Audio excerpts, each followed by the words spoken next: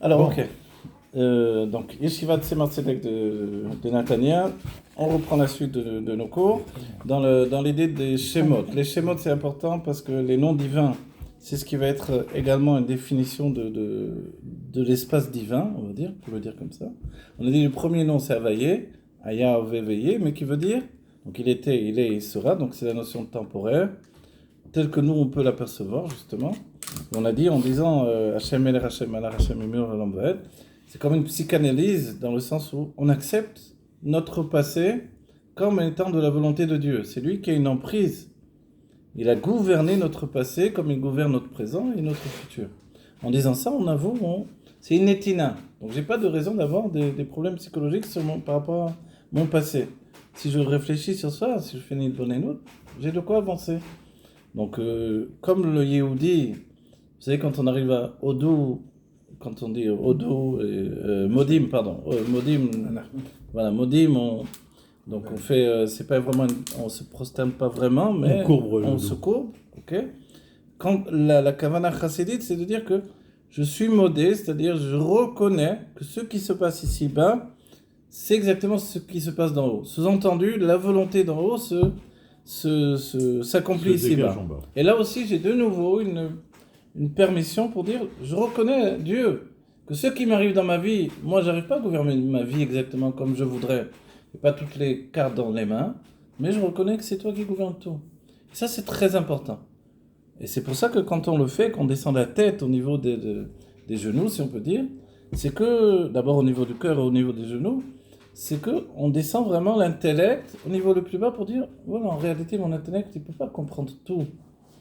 Parce que tout est au niveau de l'action. Et cette action, c'est Dieu qui la dirige, c'est Dieu qui est le maître de notre action, de notre vie. Donc ces deux parties de la tefila sont très importantes en soi. Après, toutes les parties sont importantes. Comme on a dit, Baruch She'amar, c'est la décision, d'après la Chassidut, on comprend ça, de la création du monde, en fait, de l'émanation des mondes, même plus précisément. Même si, quand on dit Baruch She'amar, il n'y a pas vraiment de monde qui est né de ça. Mais on comprend que c'est automatique. Dès que Dieu a une décision de l'existence des mondes, c'est quelque chose qui est automatique. Il n'y a pas Baruch She'amar ve'aya olam. Mais Dieu, est-ce qu'il parle? Dieu ne parle pas, il n'a pas de bouche. Alors c'est quoi la parole de Dieu? C'est la lumière qui s'exprime en fait. De la même manière qu'on a tout exprimé en lumière, on peut tout exprimer en parole. C'est-à-dire que la lumière, ce sont des noms divins également. C'est ce que dit le Hari dans le Etzraïm. Donc en fait, tous les mondes sont construits avec des noms divins. Donc, premier nom général, Havaye, qui est une notion de Havaye générale, Yud Kevavke. Ensuite, d'après Rabbi Israël Sroug, il y a ce qui va s'appeler le Kippoul. Le nom va se replier sur lui-même. Donc, le Kippoul, ça ressemble à l'enfant dans le ventre de la mère. Donc, voilà, qui est, on dit, Rosho ben Bichav. C'est là aussi à nouveau comme dans le Modim, sa tête est entre ses genoux. Voilà. Et dans ce niveau-là, on comprend que ce qui est en haut se retrouve en bas. Et c'est grâce au Kippoul, donc le fait que Dieu se replie sur lui-même, qu'il va donner naissance à ce qui s'appelle Alvaye del Tata, ou Havaye Yudke Vavke inférieur. Et c'est là où on va avoir la direction vers la notion de Yudke et Vave. C'est-à-dire que le Havaye del Ela, il est simplement les deux premières lettres du nom de Dieu, Yudke, et le Vav et le E, alors c'est une résultante de ce Kippoul lui-même. Okay? Que Dieu se replie sur lui-même pour donner naissance à un niveau inférieur de sa, entre guillemets, personnalité divine. Ok? On va dire ça nous suffit pour comprendre. Après, ceux qui veulent étudier tout ça, il faut aller voir dans les livres, les mecs Améler, etc. Ok, quand on continue la compréhension, on a déjà un nom divin qui va se départager en deux, qui va donner la naissance de deux autres niveaux. Yudke, ça représente Chokhmah Bina, c'est une notion générale du nom de Dieu. Et quand on dit Havaye del Ela, Havaye del Tata, qui est un nom Havaye supérieur et inférieur, on sous-entend également soit avant le Tzimtzum et après le Tzimtzum, soit la notion de au-dessus de Atik Yomin et en dessous de Atik Yomin. Tu veux que je recommence si tu veux? Non, je veux que tu sois spécifique. Alors voilà, c'est très bien. Les élèves nous donnent des difficultés, pas des difficultés, des couches dans le sens des oppositions de compréhension. C'est très intéressant. Et il y a l'idée, effectivement, comment il peut y avoir un Havayé d'Elela avant le Tzimtzum. Et on n'oublie pas qu'il y a les Asara Sfirot Agnuzot. Ces 10 Sfirot Agnuzot elles-mêmes, elles font office de Havayé d'Elela. Parce que le Havayé, c'est aussi 10 Sfirot. On va le voir ensuite, on va l'expliquer par rapport au monde de Hatzilot. Mais Havayé, c'est toujours 10 Sfirot. D'accord? On va le voir.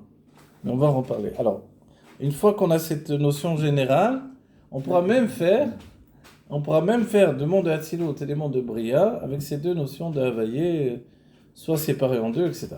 Maintenant, une fois qu'on a parlé du Shem Havayé, mais on va le retrouver, c'est pour ça que je ne vais pas rapporter plus.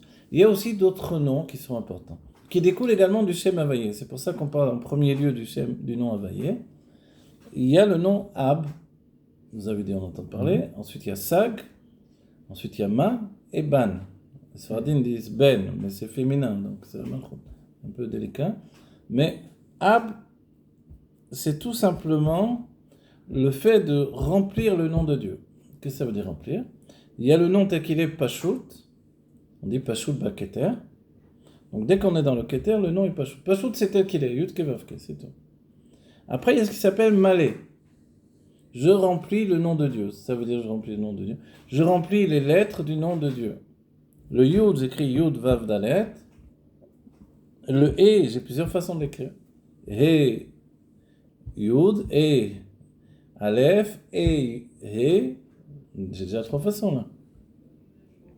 Et ainsi de suite. Et je vois que par rapport à ça, forcément, dès que j'ai changé une lettre, quand je fais la gematria, la valeur numérique, j'ai soit la valeur numérique de Ab, le premier remplissage, le plus élevé, qui est en relation avec la Chokhmah de manière générale, la sagesse divine.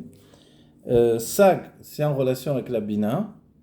Ma, Veban. Ma, c'est en relation avec Zeranpin. Et Ban, c'est en relation avec la Malchut. Ok?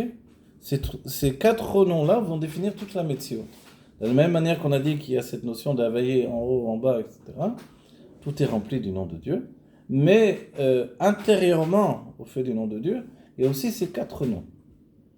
Okay? Il y a des noms Mechudashim, qui sont renouvelés comme le nom Sak et le nom Ma, mais le nom Ab lui-même, alors lui c'est un nom qui est pratiquement éternel, relié directement avec le nom Yud Kevavke.